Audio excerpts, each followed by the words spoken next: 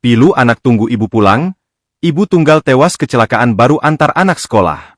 Irma tewas seketika dalam kecelakaan maut di Jalan Alam Syahratu Prawira Negara, Palembang depan Geraha Tribun, Kamis, 17 Juli 2025, pagi. Korban tewas usai sepeda motornya terlibat kecelakaan dengan sebuah truk yang melintas di lokasi kejadian. Terungkap, Irma adalah seorang ibu tunggal yang memiliki 4 orang anak.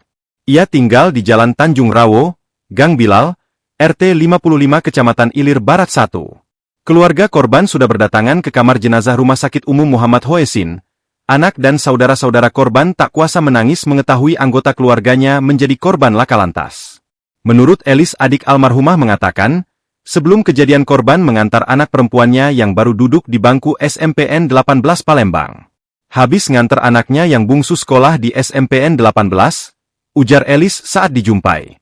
Elis mengetahui kalau kakaknya mengalami kecelakaan setelah diberitahu oleh suaminya yang pada saat itu melintas di lokasi, namun belum mengetahui siapa yang menjadi korbannya karena tubuh tertutup terpal. Suami saya pulang dan cerita ada kecelakaan terus. Salah satu anaknya juga bilang kok ibu belum pulang habis antar adik sekolah. Jadi kami datang ke lokasi untuk memastikan, ternyata melihat kunci motornya benar itu punya kakak saya, tuturnya.